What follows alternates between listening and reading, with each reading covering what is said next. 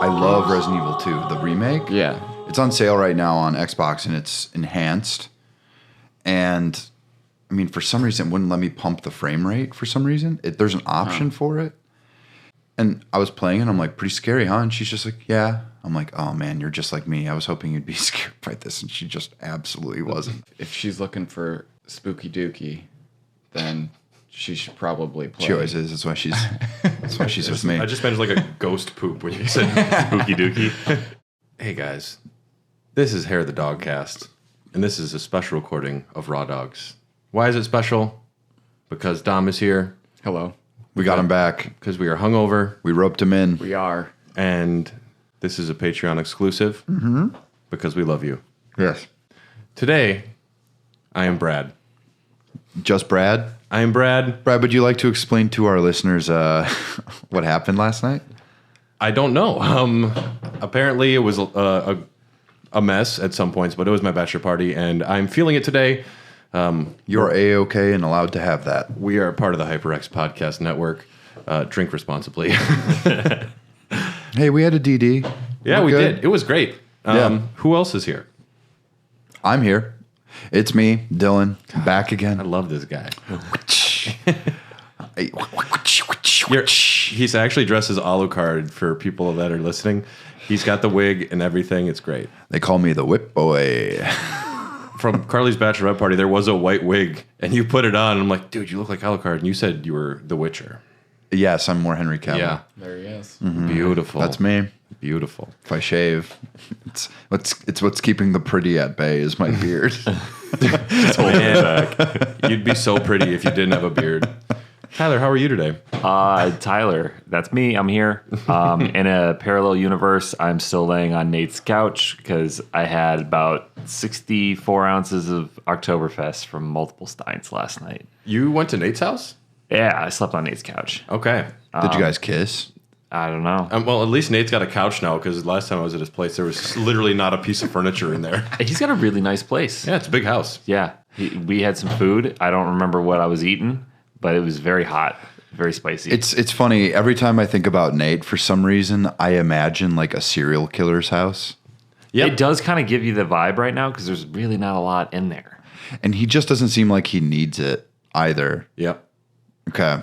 I'm glad we're all on the same page here about He did have one room with a door that was like padlocked shut, and he said, "Don't go in there," like just like that. And I was like, "All right." Do you want to see the basement, Tyler? Did you check under the floorboards? Nah, no. He might have like a Gacy situation. Gacy shit going on, yeah. Dom, how are you? I'm doing all right. I actually feel surprisingly well considering the amount of liquids went into my body. Mm-hmm. Oh, we partied hard. Yeah. They let me be a bartender with free reign of an entire bar, and I wouldn't call it a mistake, but I'll tell you what, I became a little bit of a mad scientist. There's nothing more dangerous than like a bachelor party rolling in, and they're like, the bar is closed, and it's just us, and they say, do whatever you want back there. Yeah. That is nuts. the most ridiculous thing I've ever seen. And then we did. Yeah. And I'm like, I don't know, 3 fingers of gin to this?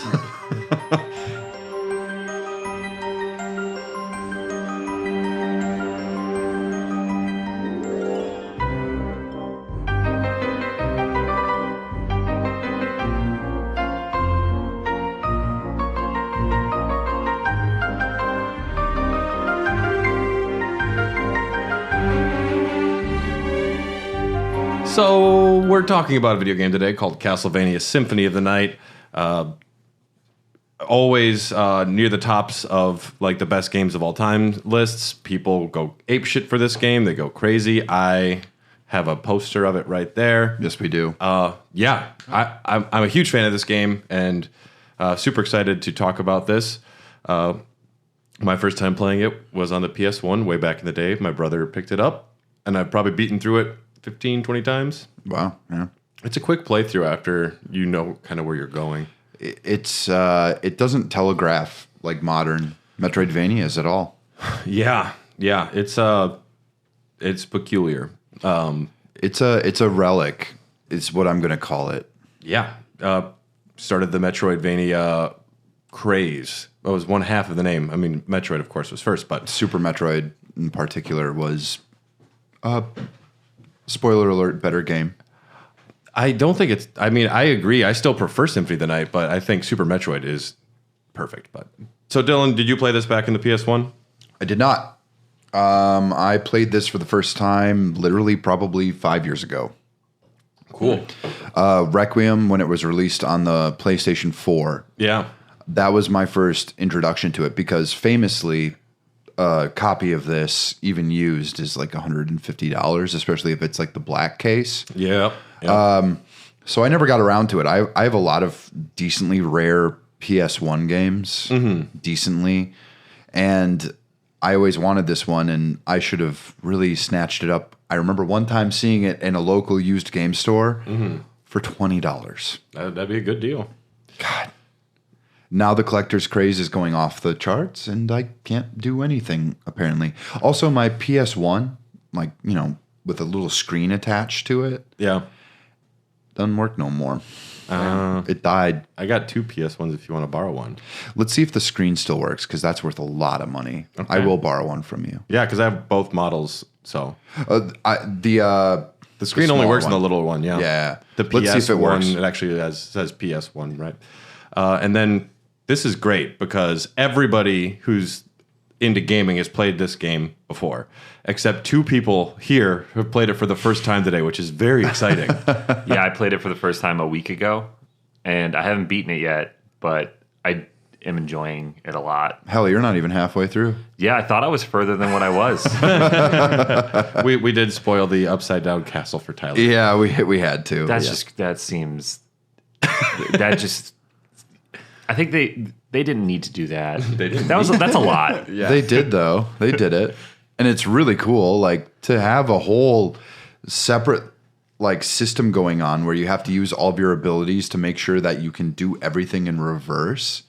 That is just so good. That is top-notch bullshit. It is top-notch bullshit. Yeah, that is top notch. It's like they didn't have to, But they did. but look at that shit. Yeah. So they had to design everything from the elements of putting everything backwards. Or every room in the first castle had to also be seen upside down in order to make sense. But people will say it's like so brilliant that they designed it to be working both ways. They didn't really do that though. They didn't, when you go because upside, once you have the powers, it doesn't really matter. when you're upside down, it's just like I guess I have to awkwardly always use my bat or use my gravity boots. I don't know. It's true. It's less fun to traverse because Yeah, much less fun. it is so tight, that first castle. But so you're not quite there yet. No, but I'm having a lot of fun with it. Yeah. Yeah.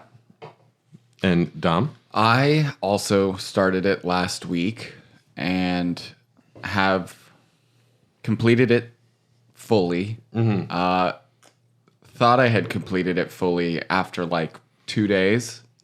Luckily, my future wife came up here to go to Carly's bachelorette party, which gave me free reign to play video games for a week almost. Nice. Gotta get the girls away sometime. Yeah, so Women, I lucked what out. won't they do to keep us from our game? Well, and yeah, Carly was having her bachelorette party, and we just got super drunk and played all the Castlevania games over here. Yeah. Yeah. And I hopped in on the Yeah. online drink with all. The little or whatever hang. they called it. Yeah. It was great. I first started playing it, and I actually absolutely hated it.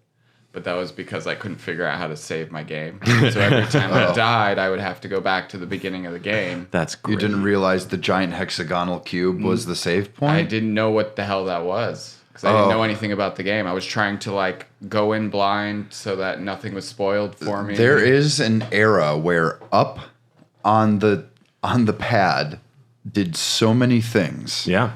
It had such a language to it. Yeah. And like if you didn't know to press up and you were just walking past it, how the fuck would you know what to do? Which I didn't. Yeah. And didn't you go in the save room and you're like, that I don't want to fight that thing. Oh, that's what I did. That's what you did. Yeah. But you showed me how to A lot save of people before told me that. things last night that I don't remember. Yeah, I would have walked in that room and been like, nope. That doesn't look like the thing I No, want. that looks like something I'll come back That to. looks dangerous. Also, yeah. you hear that heart beating when you're doing that? It's faster if you have less health because it's like Alucard's heart that's beating. Which is kinda cool. Really? Yeah, little thing. So yes, Castlevania Symphony of the Night. This game came out in Japan for the PlayStation 1 March 20th, 1997 as Nocturne in the Moonlight. And came to the US October 2nd, 1997. There are many ports of this game. The Sega Saturn one has another playable character, and it's got 2 new areas. Man, I would love to try that. It's not good. The Saturn port is very bad. I've heard, but I'd love to try it. This game was like designed to be a PlayStation 1 game, and it's like stretched on the Saturn, and the new areas are not by the same people, I think, because the enemies are bad. They're like laughably bad. But the Saturn one came out in Japan in 1998. And then there's the Xbox 360 arcade version, which I definitely played a lot of. I still have that. The PSP and the PS4. What is a Metroidvania, Dylan? You call them search 'em ups. Search action? Search 'em ups. Search action is pretty good. It's about exploration. It's about figuring out like, oh, there's a place I can't reach right now, but I'll get an ability later where eventually I can get up here, I can get new items. It's about collecting to a certain degree, and then it's about fighting. And it's a basic, it's all built around the bones of platforming. Yeah. And that's literally all it is. Like, it's a basic platformer, but the way they extend it out is they don't need as many levels because you just keep going through the same thing over and over again. Yeah. It's actually brilliant. Like, Super Metroid is one of my favorite games of all time. And when you see just literally, like, oh, I can't get through this door because it's a different color. Well, I just got a item or a weapon, like the wave beam, that opens it up. Yeah, I love the weird translations going on in Symphony of the Night, too. Yeah. You have to buy the Jewel of Open. Yeah. It's like, what a great name. Yeah. I was like, I wonder what this does. Why can't... my other question is, this guy just works there. The Master Librarian. Yeah, I know. But he's like, Alucard, you must pay for this. Alucard could be like, I could kill you if you don't give it to me. Well, doesn't he offer to pay him? Well, the Master Librarian says, I cannot help you fight your dad. Yeah. And Alucard's like, what if I paid you money? He's like, yeah. Okay. Now you're talking. Yeah. Oh, I got a lot available. This jewel just opens shit. Yeah. You need a library card? Do you use library cards? I have 2 of them. I don't know what the fuck they do yet. Well, they Y'all instantly ever seen that episode of Arthur? Having fun isn't hard when you've got a library card. Yeah, that's based on Castlevania. I've heard that. Is that where that came from? The library card will transport you back to the library from anywhere in the castle. You were right, Dom. You were right. It's a really good item. We were talking about it last night, and I was like, I have like 8 library cards, and I don't know what the fuck they do. Yeah. And we were talking, I was like, I bet they just zip you back to the thing if you want to buy something. But like, there's a lot in this game, like weird stuff like that. I wish I'm glad I know that now, because now I don't have to walk back and forth from the portals that I found like a chump. Oh my God. Boom. Yeah, there's a horrible portal system. The portal's fairly close to the library one, too. So if you go to the library, it helps you get around a little quicker. I love, you said you beat the game. I'm like, do you have the gold ring and the silver ring? You said, I have one of them. I'm like, well, you need to go get the spike breaker in the Colosseum and then go to the Royal Chapel. It's just, it's fun saying that out loud, like saying those things out loud, because it is such a weird path to get to the good ending of the game. Yeah. I think I think there's like this game is full of really good design elements, but replaying it after so many years of not, and I found myself confused.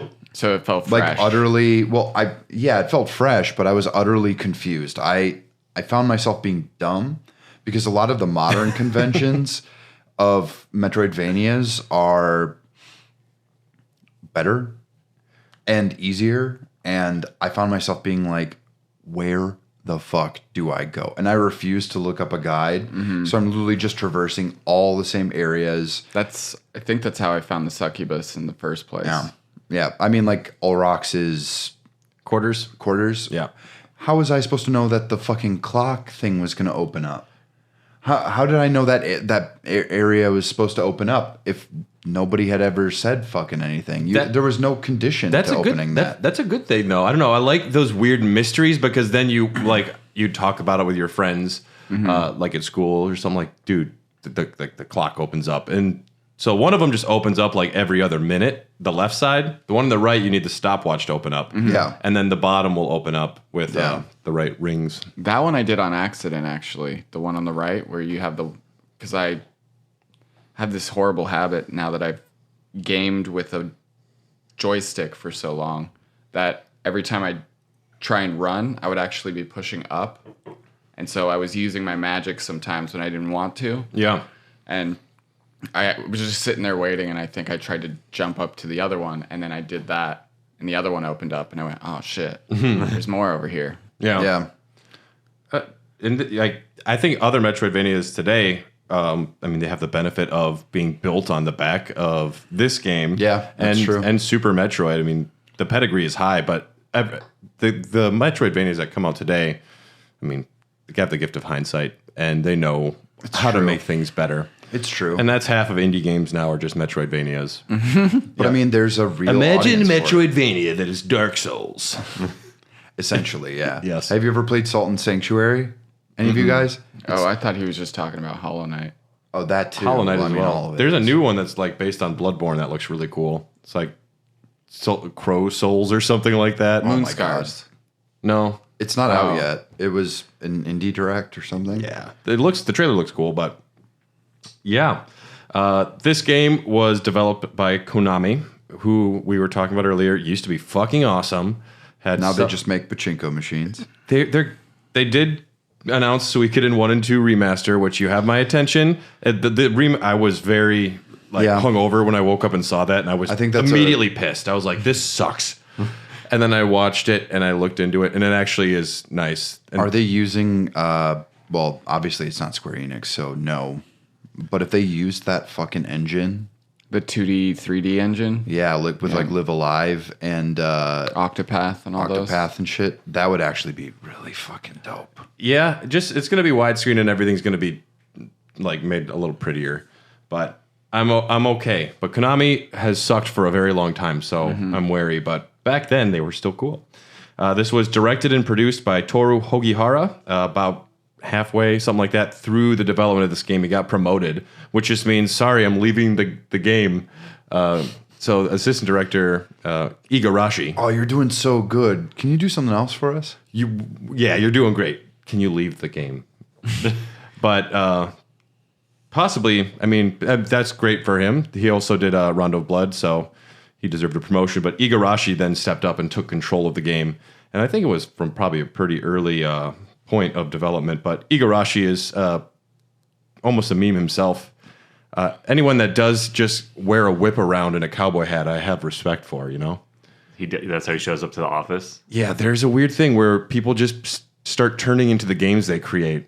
The I just think Yakuza guy. the Nier Automata dude, like when the creators like become Taro, as famous as their games, it's kind of funny. But yeah, It's so funny to think of auteurship, and it, especially in something like this, because if you've ever been a part of the art world, a lot of it is a cult of personality to begin with.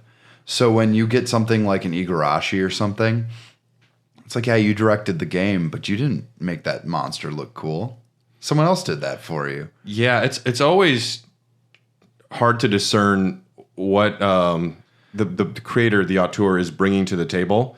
I know. Leadership is something. That's a skill. And I just remember, like, behind the scenes of Star Wars, just everybody that does the artwork just freezes up when George walks in. He says, "No, I like this one. Make it taller." I think Jar Jar should sound like a Jamaican man. And let's have the Nemoidians sound like Jewish people. Oh no, they sounded Asian. They're like, Asian, yeah. They are stopping the blockade. The blockade the transmission, sir. Yeah. We are Japanese. Space aliens. Igarashi was the person, though, one of the primary forces pushing for this to be more exploratory. Yeah. And they will say it was not based on Metroid, but Metroid, Super Metroid, or Metroid 3. If you're in the know. I love this guy. He's always got zany things he says. I call it Metroid 3 sometimes just to piss people off. It came out in 1994. Yeah, sounds good to me. Okay, if it's 1993, I'll buy it. I'll tell you what. Patreon. I'll tell you what. Tell someone else about it because I'm not going to see it. I mean, and it can't be understated. Like, the Metroidvania game style was like, this popularized it. And it's taken the world by storm. Like, the Igarashi went on to do all of the handheld Vanias except for Circle of the Moon. And Appropriately. Surprisingly, they didn't do that well. I thought those games were all just like bangers, but Konami didn't make enough money, and that's why they slowly just let Iga have less money. And I think the main problem is that they didn't market it well, and I also think that its time had fucking passed because this was an age where everyone wanted something new, and they just weren't giving it to them. They were like, it was literally just like, okay, well, here's another Castlevania game. When you've played 300 other Castlevania games, how are you going to feel about a fucking another one being made? I mean, it's abundancy. It's an issue.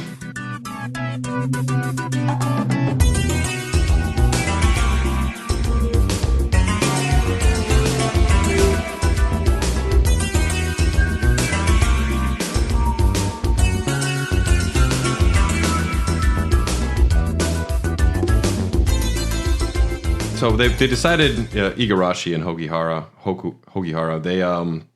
they wanted to not only like change the gameplay style, they wanted to change the look of the game too. This was the first one that very much said, we are no longer barbarians. We are now pretty boys. Upsetting. Yes. So upsetting. It's upsetting, but also, I mean, I dig the art style for this game. The art style is fantastic. Yeah.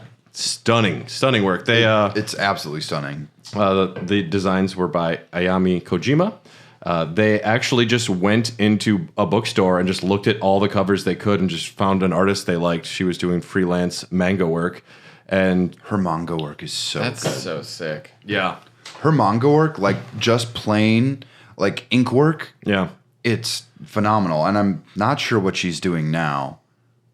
I would love to know that. She still does Castlevania, like all the newest Castlevania art she's been involved with, except like not the show, but Did she end up doing the vinyl stuff? no, I don't. That's I don't, on the vinyl records? I don't think she did that. That is definitely not her. No. Yeah. So her art definitely had an influence on this.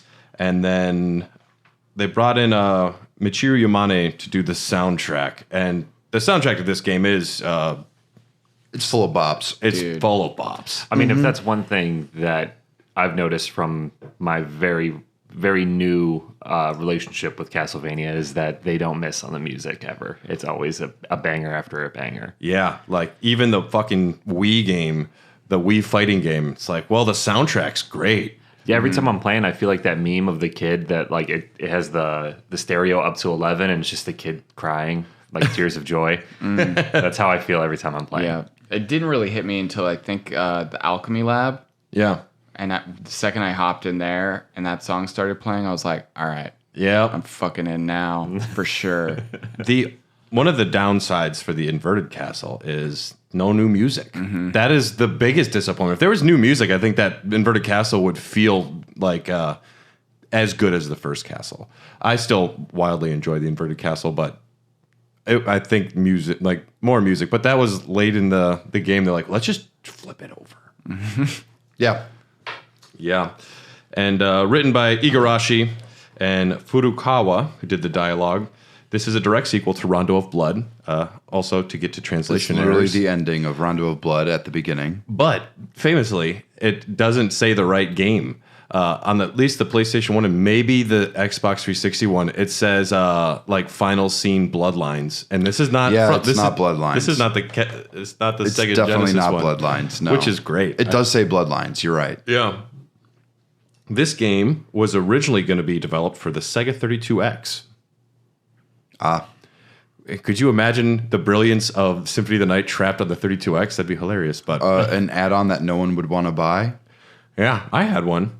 I think anytime my mom saw something super cheap that was video game related, she's like, Brad will want it. And we did. That game sucked, though. 32X was not good. My mom refused to buy me shit. She's like, I bought you an N64 when you were 10, and now you just have to fucking deal. Go mow some lawns. Can I get an Xbox? You have a Nintendo 64. Yeah, moms don't understand, man. Moms just don't get it. I just got you the Nintendo. That was Little does that was she literally know- 10 years ago. Video games became one of my jobs. Oh, yeah. Got her. I fucking tell her all the time. I'm like, you should have supported me better because we'd have a way better podcast if I played more video games. This is her fault. Tammy, Tammy? I got my eyes on you. Yeah. So some of the ideas, anyway, were made for a 32X game that got canceled. It's been retroactively titled The Bloodletting, but there's a lot of RPG mechanics in this game, which is definitely a new thing for the series. I know Castlevania 2 has a little bit, but this one's got a lot going on. It surprised me, honestly. Like, I could see having different weapons or something or different abilities, but the fact that they're giving you like tunics and capes and different rings to wear to like increase your stats was awesome. I like the left hand, right hand setup too. Yeah. 2 different buttons for 2 different weapons. That's wonderful. And then you can equip a healing item in them. Yeah, That's a great way to use healing items, actually. Yeah. Until you accidentally use your healing item when you don't need to use it, which I definitely have never done. Because I'm a professional gamer. Yes. Also, if you guys start using library cards, make sure to turn them off after you get there, because otherwise you might use another one and accidentally go back to the library. Right. Oh, yeah, that's probably right down my alley. I'm probably going to end up doing that. Yeah, tons of items, armors, weapons, spells. There's a lot going on gameplay-wise. On the surface, you just jump and use your sword a lot. Mm-hmm. But if you want, there is such weird depth to this game. There's spells. There's like a whole like Street Fighter like weapon move list that you can do. You can steal HP from enemies. You can like send ghosts flying at them. I never use them. I've only like accidentally used spells where I'm like just jamming the D-pad and all of a sudden I do a dark metamorphosis or something. Like, what the fuck was that? I don't think a lot of people probably use the spells other than the healing one. I could see having some use, but I don't. Yeah, the way I play, I don't need a spell. I didn't unlock them at all. Yeah, I didn't even buy them from the librarian.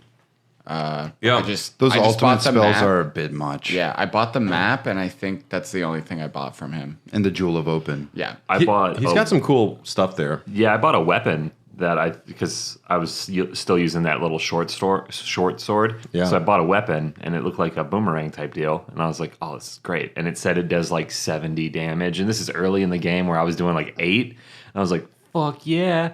Walk out of the library, and I'm like, let's test this bad boy out. It's a one-use item. And I just tossed it away. I was like, son of a bitch. That's fucking Yeah, funny, though. that's- I'm about hilarious. that. That's awesome. yeah. So that's my experience Yeah. with Castlevania so far. It's a lot of moments like that.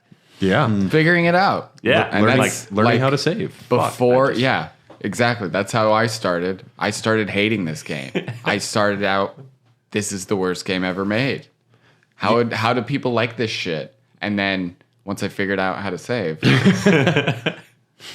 well, it really turned me around.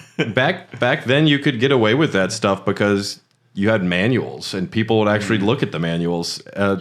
There's a whole page it's like how to save.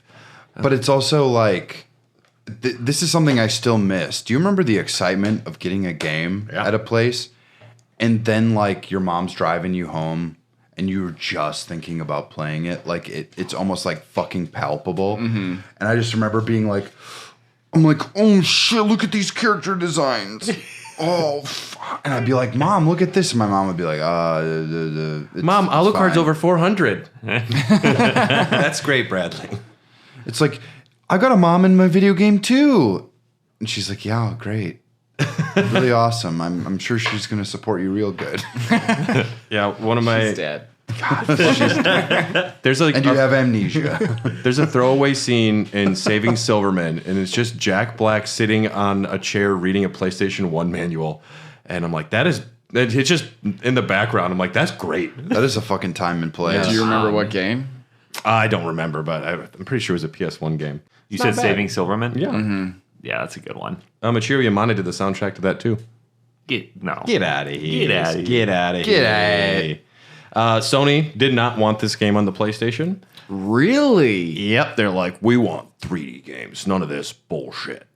And Konami actually made like a threat, like we won't have Metal Gear Solid then if you don't let us put Castlevania on there, which is kind of crazy to think about. What is now one of the most beloved PlayStation games and just video games of all time? That we need it to be 3D because no one wants this Super Nintendo bullshit. Turns out people did want that Super Nintendo bullshit. And it ages so much better. There's so many PS1 games I can't even look at anymore. Yeah, because just the polygon nonsense. But making it 2D, in the end, I think really saved them because it would have aged poorly. Like a lot of those games did. Plus, with it being 2D, I felt like it was super smooth. Like everything was very intentional when I'm not accidentally using my one-use items to just see how cool they look. And just yeah, look at that boomerang not. That was a $70,000 boomerang. Yeah. And it didn't come back. At the end of Titanic, just like, come back. Come back. You literally go and buy something at the store. You just go outside and just throw it. He probably watched me do it like, fucking idiot. He's a weird one. He's 400, but he doesn't know his ass from his elbow. This game initially sold very poorly, too. Through word of mouth, it became a sleeper hit and a cult following. Sold a little over 700,000 units in the U.S. and Japan. At the time, it was very polarizing, though. There were a number of critics like, guys, this is the shit. This is the best. And other people are like, wow, can I get a polygon in this game? It's interesting, but it's just being 2D. There's still so much more capability for the PS1 to do things. That soundtrack could only exist with CD audio. And like the amount of characters and just the amount of work that goes into Alucard's like walking animation is insane. Especially that after effect. Yeah, that like the rendering where it like he's like trailing off or whatever. It still looks good. It doesn't look lavish. It doesn't look like a pile of shit following him or whatever. It's just, I don't know. It looks great. And we got voice actors in this one. Yeah. Which was awesome. When that started, I was like, wait, when did this come out? Yeah. Because well, the voice acting you got is not the original. It sucks. Apparently we got gypped. That's what you really got gypped because the original is good. And we're going What is a man? We're gonna watch that right now. like good and like It's like Can't so be bad good. that it's good. Okay, have you Chef's ever heard kiss. Have you ever heard what is a man?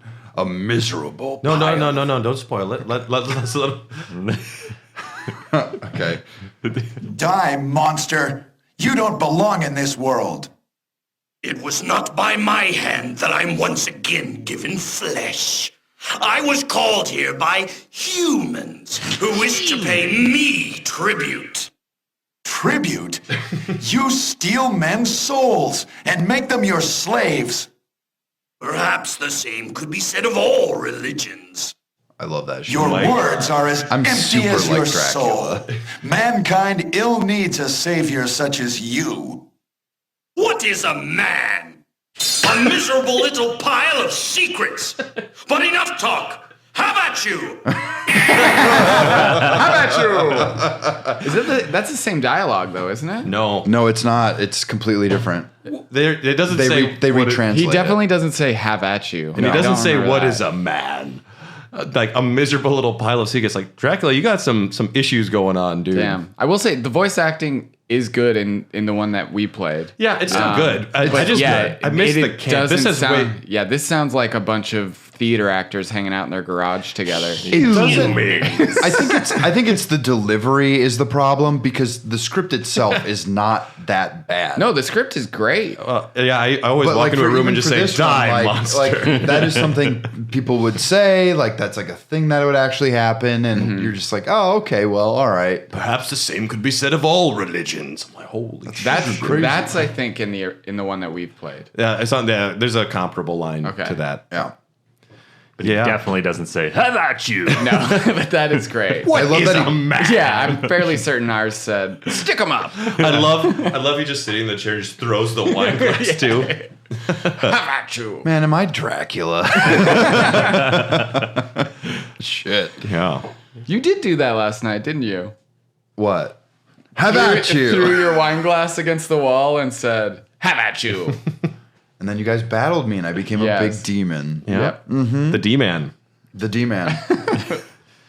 Yeah. I still can't fathom why they would change the dialogue. I think the original's got so much character. It's fine, whatever. I think it's been memeified. Even then, when the remake came out for the PSP, I think it was like memeified to death. Yeah. Because you would find stuff in like Game Informer, and it would literally just be a running joke of like, what is a man? Yeah. Yeah. I'm sure Igarashi got sick of it, but It's like hearing the Andrew Ryan opening for BioShock. It's all just like so memorable yeah, that it becomes like a shorthand for itself. it's and they're definitely aware of it. Like the achievements for the PS4 one references like what is a man and like Exactly, they make jokes about it, which is cool. Yeah, they have removed that delicious. I mean, trophies in themselves are metatextual creations for video games. It's the only reason I game. I don't care about story or gameplay. I just want achievements. Yeah, I don't like to feel things either. Yeah. I ended my first marriage getting a platinum trophy. It was great. Yeah, your ex-wife, what a broad, huh? Yeah. Way to go. Way to go. Yeah. Mm-hmm. What is an ex-wife? Do you really have an ex-wife? No. Oh. They're humans. I love that shit. The plot. 1792, Dark Priest Shaft resurrects Dracula and aids him. Shaft? I was thinking someone would do that. Yeah. Also, they couldn't have settled on a better name. They're like, we'll call him Shaft. And like, really? Dark Priest Shaft. It is so fun to... It is so fun. I like that his model is a black dude. Well, and then the portrait is a real pale dude.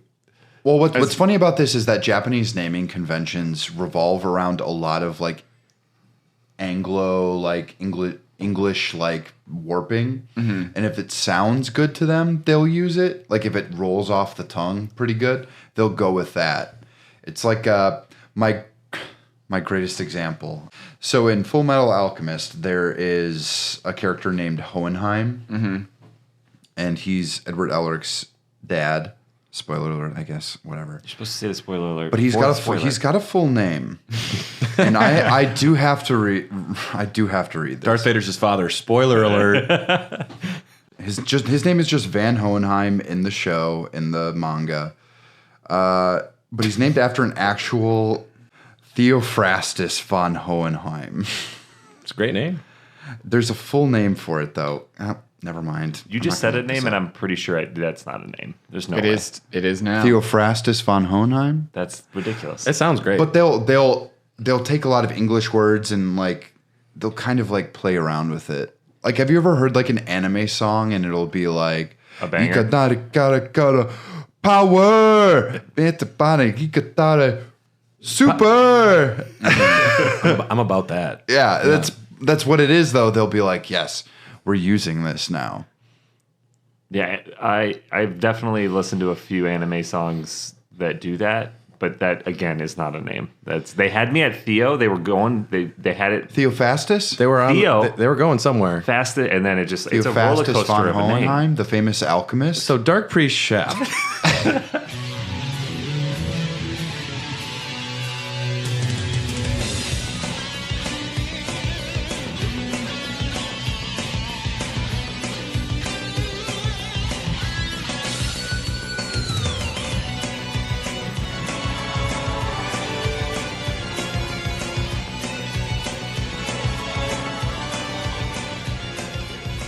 He resurrects Dracula and aids him in kidnapping several young girls in order to provide him with a bride. This was the plot of Rondo of Blood. 5 years later, Richter has disappeared, and Castlevania has shown up. And it's like, wow, I guess that was a pretty easy one to solve. He's probably in the Castlevania, I suppose, being at Belmont. And Maria is one of the girls that's kidnapped in Rondo of Blood. She's a playable character in Rondo of Blood as well. You play as like a 12-year-old little girl throwing doves at Dracula. It's pretty cool. She's the one that pops up in the beginning of this one, right? Yep.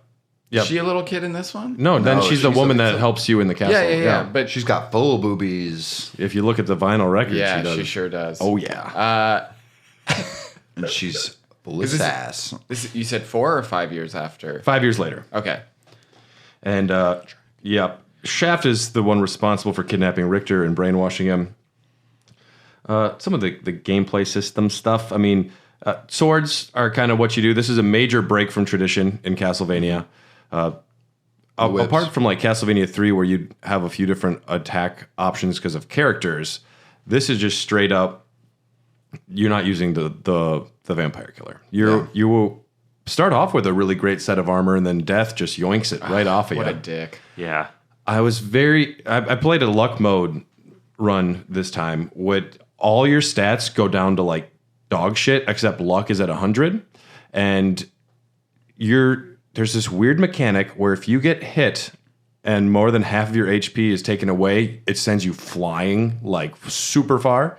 So first try, I was able to skip the death scene and keep all my armor and stuff for that. Shut up. Yeah, That's dope. it is pretty cool.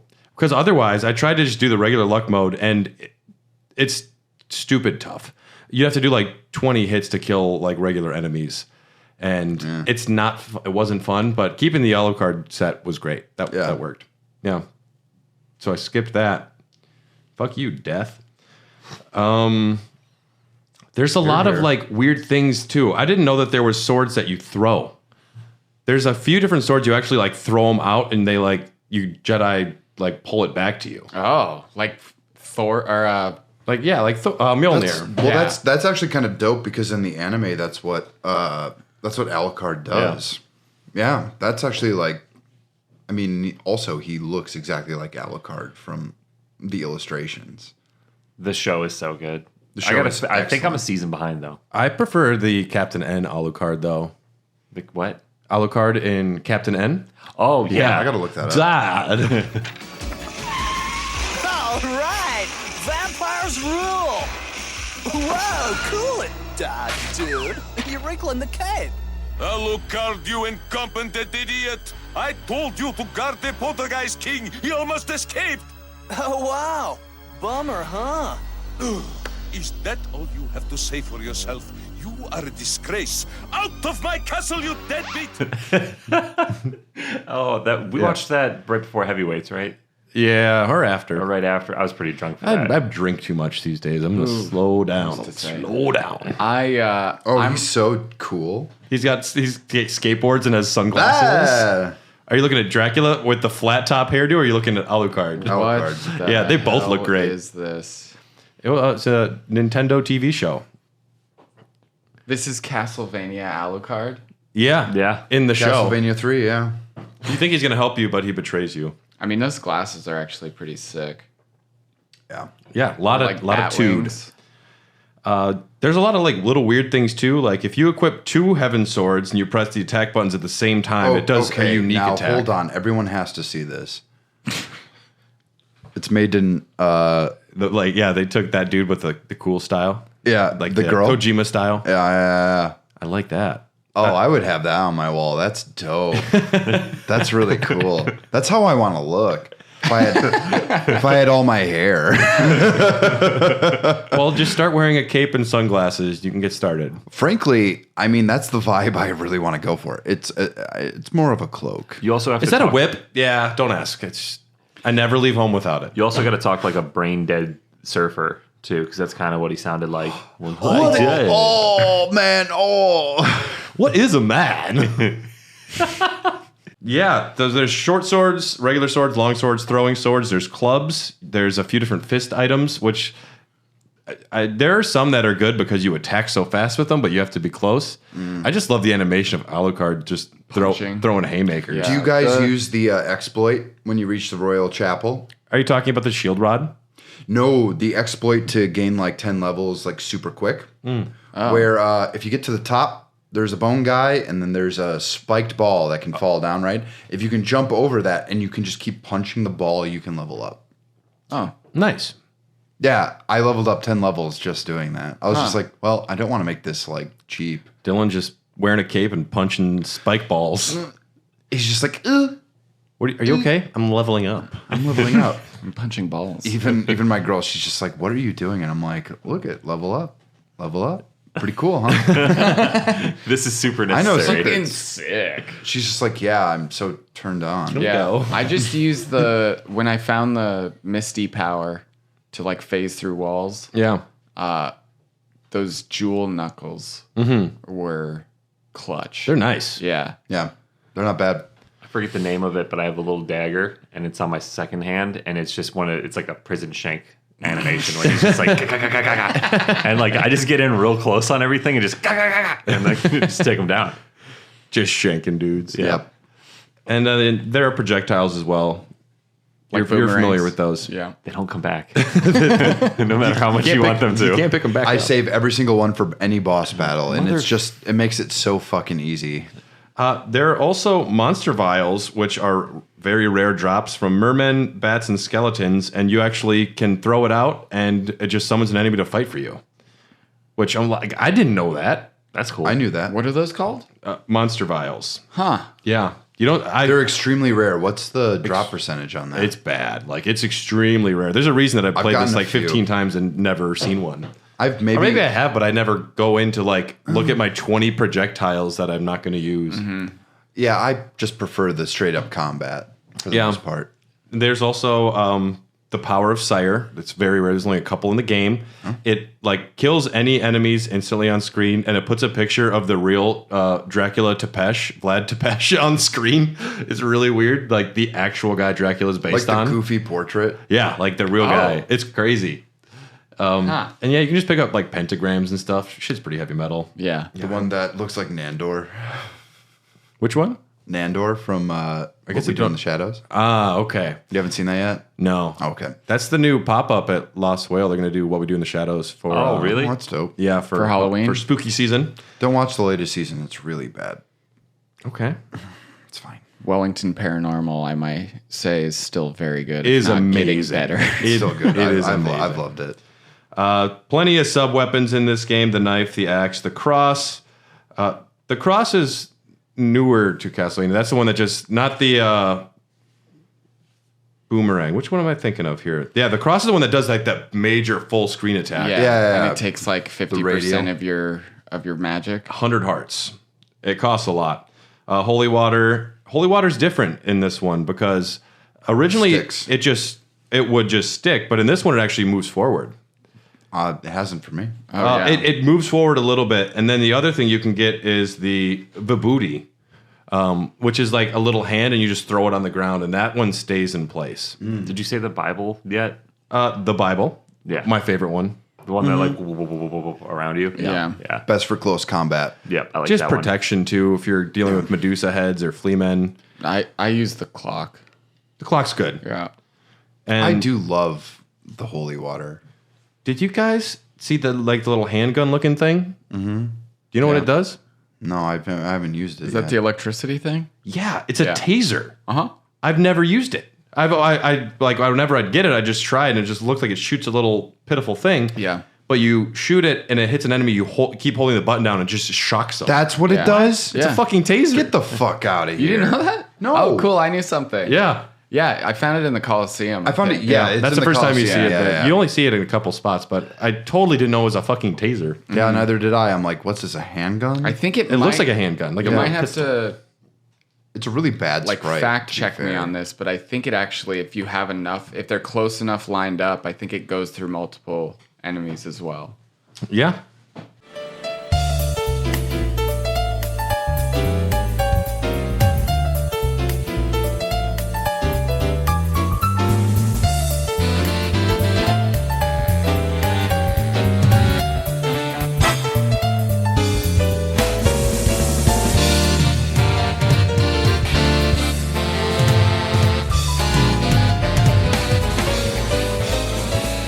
then I also had just a big jug of water. And at a certain point, the big jug of water would have been really pivotal. It's amazing how much water I didn't drink yesterday. You should have been drinking water.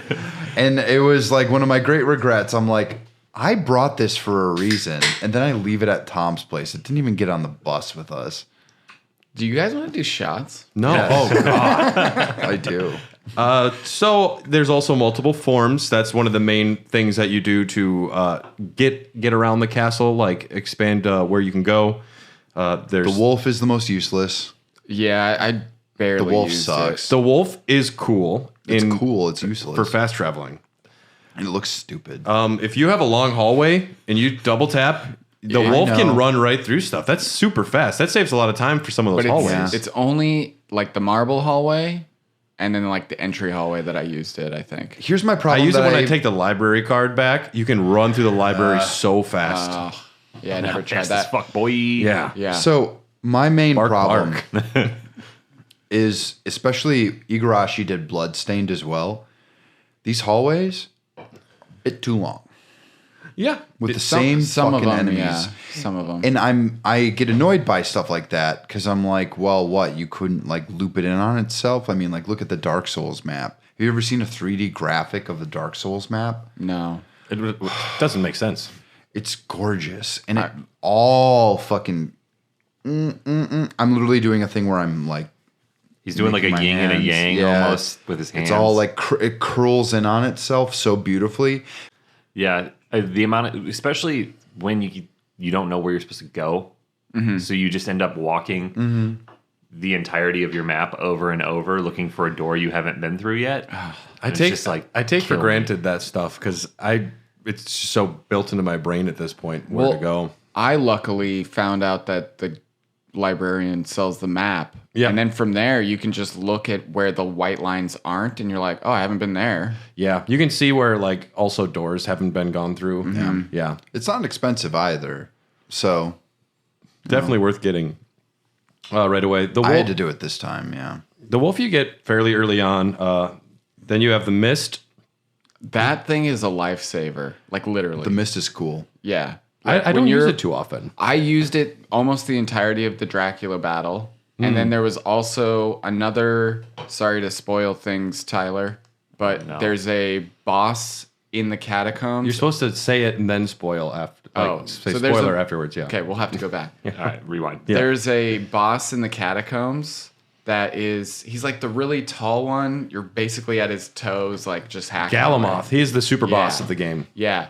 I was just using the mist to get in between his legs Yeah. and then hacking away. And then when he stepped back, I would just Oh, that's miss smart. back. I never And did I was that. just doing that for the entire battle. And Yeah. it took me a long time to do that. Yeah, ungodly just amount of hacking. health on that guy. Yeah. Oh, Yeah. yeah. But the mist was like the one thing I used that entire battle. Yeah. Fun fact. Spoiler for Oh, the sorry. Spoiler alert. There you go. spoiler for the timeline episode that we're going to be doing. Galamoth sends a 5-year-old Alucard into 10,000 years in the future, and he fights a chicken. Canonically, yeah. Which game is this? Kid Dracula. Okay. Yep. That's 10,000 years in the future. He travels because Galamoth can bend space and time. So Dracula goes with Lisa to go like travel for a while, and Galamoth just takes the castle over. And Kid Dracula, little Alucard, he has to save the castle, and it happens a year later on the Game Boy again. But he saves the day twice. I love that they just game go is on a so- Kentucky tour to fucking Europe, and he's like, yeah, okay, I guess I'll just The sun be a is bad 5-year-old. on my skin. Yeah. What is a mojito? Does it have blood in it? Is it red? My German accent last night was literally just Russian. I don't know where that came from. Hey, It's fine. It happens. You can also get the bat, which is quite useful. yeah. The most useful ability in the entire game. Gotta travel. I had the gravity boots the entire time. Yeah. When I read the description and it said ability to jump higher, I went, great, I'll be able to jump higher. It doesn't say hit down, up, and jump at the same time. Yes. And it actually doesn't give you the ability to jump higher. It gives Now- you the ability to rocket across the fucking map like nobody's business. And I had no idea, but I was just flying around as the bat, which worked for me. Yeah. I was able to find a lot of things just flying around. So Well, this is also a product of like a bygone era. Now, even like if we talked about like Super Metroid, there's the super jump in Super Metroid. Yeah. And if you don't practice it, like it cues you into it because you see a bunch of creatures doing it, like such these a birds. Cool, it's such a cool like tutorial they do in that. It's interesting, but it's also like it's not showing you actually what to do. What it's showing you is like you can do this. You just have to really fucking figure it out. So you have the fast dash, and then you have to press down, and then you have to wait for her to charge up, and then you can jump super high. But if you had no fucking clue, what the fuck are you gonna do about it? which I didn't. Yeah. So I kind of miss stuff like that where it cues you in just enough, but you have to actually problem solve in order to get beyond it. That's one cool thing that this game does. It doesn't really fucking hold your hand at all. And at no point the gravity boots were on the whole time. At no point did I accidentally do it, Yeah, which kind of sucked because I probably would have been like, "What the fuck was that?" well, and there's still things that happen, and I'm like, wait, whoa, what did I do there? Yeah. Just because different weapons will do things, and also there are spells you can do from the beginning of the game without buying them. What you're buying is essentially just how to do them. More of them. Yeah, it's the guide, I guess. Yeah. Yeah. But they're also really hard to pull off mid-battle because Alucard, despite the fact that he's a very lithe kind of fighter, Like a sexy guy. he's a real cool, sexy guy. Skateboards a lot. He is very fucking clunky because it's still Castlevania. And they wanted to keep it somewhat similar, but it seems like they didn't like go full like, oh, this is an action game. Yeah. Because I don't consider this an action game. I consider it kind of like a closest thing to like a survival horror Metroidvania. I'm curious everyone's thoughts on the difficulty level of this game. It's accessible It depends. from everything that I've played so yeah, far. I didn't think it was that bad. Okay. It wasn't difficult. I saw think the problem- watching Nate fucking struggle. I was like, is this granted- game tough? I didn't know. Like, granted, now that we are in the time of gaming where From Software exists, Yeah. that back then that it probably would have drove me crazy. Right. Well, but now that I've beaten Bloodborne, and those types of games that kind of teach you that it's okay for a game to be hard. Yeah. You just have to figure it out. Yeah. I mean, we could talk about difficulty in video games. I think one of the cool things about Metroidvanias, which at this time they were just exploring for the first time, is this idea of like, there might be areas that you're going to go to where everything is just too hard for you. And the game is trying to nudge you and say like, no, not here yet. Yeah. But there are going to be people that are like, oh, it's a new board. If you want to borrow Matt's. And some people just walk into the save room and they're like, nope, I'm not fucking with that guy. Well, yeah, and that's what I thought at first. I went into one of those and I was like, I don't know what that thing is, and its heart is beating, so I should probably... It's exciting when you find the other, like the succubus room too. Because it's just like a purple save thing. You're like, I don't know. Oh, yeah. I was like, what the fuck is this? Yeah. And I didn't even hesitate. The second I found that, I was like, what is this? Yeah. And I pushed up straight away. Yeah. And then it gets sucked in. You get sucked in. I'm spoiling the fuck out of this for you, Tyler. I knew about the succubus already. Okay. Yeah. Have you found it? No, I just knew about Okay. it. Yeah. But yeah, I was like, what is this? Like the second. Purple's my favorite color, man. I was going straight. You're a in. big purple guy. Yeah. Yeah. Drew It's you a in with royal purple. color. Yeah.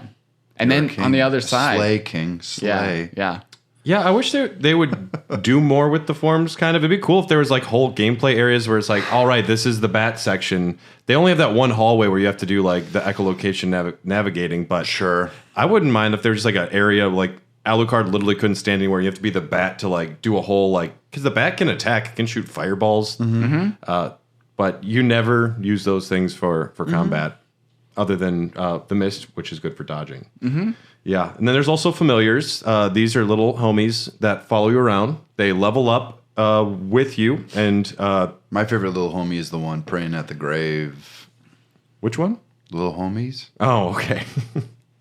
He's pouring Are one you out for talking his about brother. the little Taco Bell like the gotcha machines? Yeah. Of course I am. Yeah. It's so funny. I forgot about this. I think I have some of those too. I have 3 little homies hidden somewhere in my house, and I don't know where I put them because Yeah. I made it a fun little game. I wonder if those are still there in some locations. Apparently, they all have names. Yeah. Oh yeah.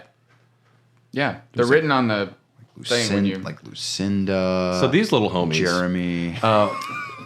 We have the fairy. She will cure status ailments, give you Okay. potions and stuff if you have the items for it. She also points out secret walls. Oh, really? So she's really useful to have around. Damn. Then there's the demon. I love the little guy. It's He's got a just little a mini Dylan. A little D-man. What is a man? He will do attacks with you, and he also uses a switch. There's one switch in the catacombs where there's a button, and the demon, you can see his guy look confused, and he goes up to us like, "Hey, there's a switch here, boss," and he unlocks a little area for you. He says it, or He says it. Okay. It's Yeah. not like text. Well, and he actually is the only one that can hit the switch. You can't hit it. You need to bring him there, and the demon hits the switch for you. And does he sound like a 1950s used car salesman? He sounds like a surfer bro. Does he really? No. Whoa. For a second, I thought you were gonna be like, "Man, there's a switch there, saying." Not quite that. God. There's a ghost attacks, and once it reaches level 70, it can heal Alucard, but no one's going to get that thing to level 70. Unless you just go beat the shit out of that ball. That's my biggest problem Yeah. with the little homies is that they take way too long to level up. Yeah. It's too much because you kind of have to find one you like and stick with it for the entire game. That tends to be what most people do from my experience. I'm sure. What did you choose? He's probably going to say next because it's the only one he hasn't said yet. I think. There's 3 I haven't said. Okay. The sword- Well, there's the sword. The sword's the one that I had with me the whole time. Once the sword reaches level 50, it turns into a wieldable weapon, and you can actually just use it as a weapon. It's a big sword. That you can't have that familiar. You either have the familiar or you can use it as a Yeah, I weapon, was which gonna is pretty say, cool. That's pretty that is dope, though. cool, but I don't know if I'd want that because there are times where I would use the backward dodge, Yeah. and he would just stay there and just continue whacking away at whatever enemy I was trying to Yeah. fight. So It's pretty cool. And all of these familiars, they actually get more a bigger move set, or they'll attack more often. They'll just be smarter with how they play, which is pretty cool.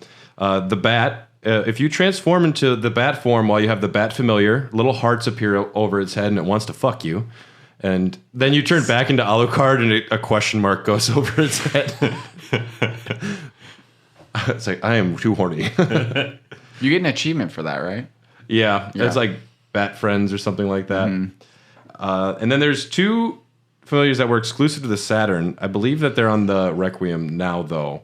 The Nose Demon, which, it just says End Demon, but it's the demon guy, but he's wearing a funny nose set of gag glasses, and he talks the more Groucho often. Mark ones. Yeah, and he just talks a lot, and he still attacks, but Isn't it a Tengu? No, it's the demon. There's no such thing as a sanity clause. Is that what he says? What's the deal with floating swords? Am I right? And then the other fairy, there's another fairy. This one just sings songs as well. It's just like a little variation. I like that. Yeah. Also, if you stand still long enough, the fairy will land on your shoulder. And then when you start moving again, she falls and she's kind of upset. It's kind of cute. There's a lot of just... I love idle animations. We should do a whole episode on that sometime. Yeah, we can just sit here for 60 minutes and not do anything and see what we all do. Yeah, exactly. The only one that just likes looking at my watch. If Alucard sits down for 2 minutes, he'll fall asleep. You have to just sit him in a chair, which you can do, and then don't move for long enough, and he will sleep. Yeah, there's an achievement for that, but I didn't get it. I don't have patience. Yeah. I mean, that's like when Stray came out, one of the achievements was like take a cat nap for an hour. Yeah. And I was like, oh, okay. When I found that out, I just like put it in cat nap mode and then went and took my dogs out for a walk. And then I came back and I was like, I hope I got it. That stuff's fun, you know? Yeah. Also, in like Metal Gear Solid 3, when you're fighting the old sniper guy, you actually, if you wait 2 weeks, wait it out, yeah. if you actually wait 2 weeks, real world time, not like you can The clock in the PlayStation 2 will. Yeah. You can speed it up if you want to. but He'll die of old age. The person dies of old age. You don't have to fight him. Really? Yeah. He'll just die of old age. I preferred the sniper battle, but And you can also kill him early ahead of time too if you're really fast. Yeah, but you've got to be quick to the draw because he shows up when Snake is looking onto this like port. Like you can get him then, and then you can literally bypass it. It's a speedrunning tool. Yeah. Speaking of animations, there are some amazing death animations, and just all the enemies, very like over the top, crazy animated. Oh, which one was I like? Early in the game, there's a dude in green armor, and you kill him. He goes, "Oh!" He screams super loud. He screams super loud, and then like blood shoots out for like 5 seconds. Oh yeah, that's a blood zombie. I think it's called. There's just a lot of blood in that boy. Yeah, the blood zombies. Yeah.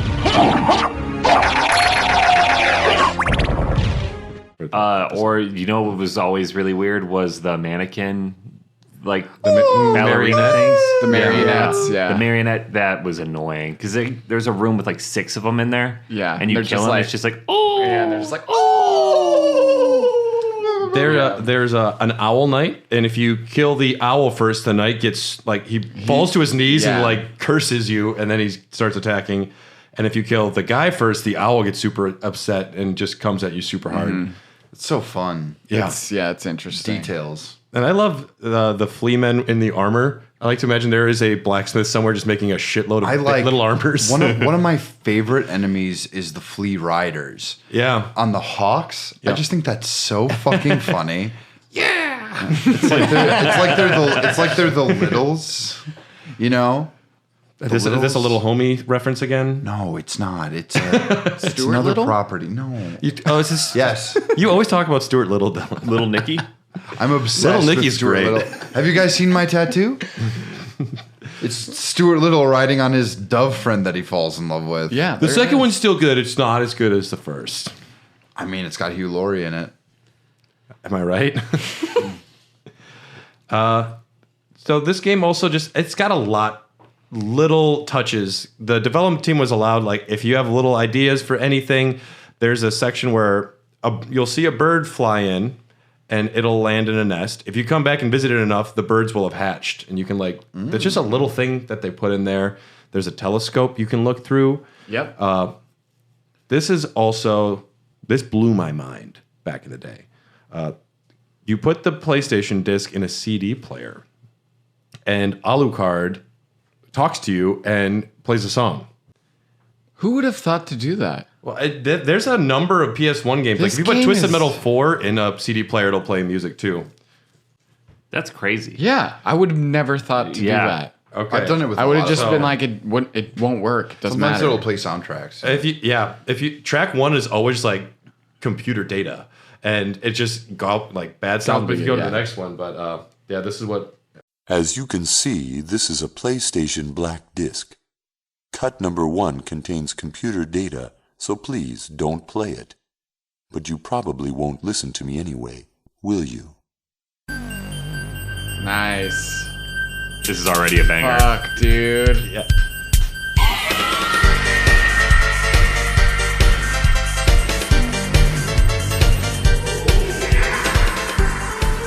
Soulful voice, honestly. A nice sultry voice. It's like velvet. Yeah. And I put in, I think, every PlayStation disc that we owned into a CD player. And I think it might have worked for like Lunar maybe, but. Well, what's cool is like Monster Rancher, where you just put in like your music CDs and it generates a monster based off of it. That's some sick shit. That's fucking like ahead of its What time. would that be? Ooh, well, you can't put in another game disc. It has to literally be Well, if that song was put into Monster Rancher, what kind of monster would it be? probably the one with one eye. It would have to like be a Gorbuldoc? It would have to be like A Gorbuldoc, yeah. It would probably be Dracula. I mean, there are only like 5 monsters in Monster Rancher, but you get different stats based on it. Yeah. A lot of things in this game. The way you fight Dracula as Richter changes all of Alucard's stats for the entire game. I'm sorry. If the entirety of the prologue is finished in less than 1 minute, Alucard gets plus 5 HP, plus 5 max hearts, plus 5 strength, constitution, intelligence, and luck. Damn, I wonder if I did having played it as many times as I did. If Richter kills Dracula without receiving damage, you get plus 5 HP. I didn't do that. If Dracula is defeated without having a sub-weapon, you earn it's just like stats for all of these things that go all the way down. If you collect more than 40 hearts in that little stage, you start with a neutron bomb item, which it's 1792. Those don't even exist for one. Well, let's be fair. New York style pizza probably hadn't come out yet. I like that. The pizza item, it just says New York style. I definitely beat Dracula as Richter without taking any damage. Yeah, so you got plus 5 HP. That's cool. Really? Yeah. Oh, I got fucking. I watched Nate do it by him the day before, and then I did it. But yeah, I also think I got lucky because I just kind of cheesed him. Like his attack was going over me, and I just stood there and like. Wah, wah, wah, wah. Well, and I just knew that you can't die. Yeah, I had that confidence backing me. So. Yeah. Lots of cool areas. We're not going to go through all of these, but can we talk about are we going to talk about like different areas and soundtracks and whatnot, or no? If you, what comes to mind? I know you haven't been there yet, but the fucking catacombs, dude. Oh yeah. When that song started playing, I think we need to play it for him because you haven't heard it yet. But the second it started playing, I was like, God damn it, man! The further I go into this game, because I'm in the underground of the castle at this point. I wonder if it's Rainbow It just keeps Cemetery? getting better. Let's see. They don't miss on the music, man. Yeah, listen to this shit, man. Oh yeah. Our dancing animations are very good in the studio right There's now. like these skeletons like carrying around like these like gigantic dragon skulls, and they're like dancing to it. It's a vibe. It's so good. Everybody who works in the catacombs loves it. Oh yeah. The skeletons are just like grooving. Yeah, Love and it. you kill one of them, and they drop it, and the other one just goes and like tries to run away. Yeah, it's like really a great funny. freak out animation. It's cute. Yeah. Do you guys have any specific bosses that really stuck out to you? That last one in the catacombs in the inverted castle. The Galamoth. Yeah.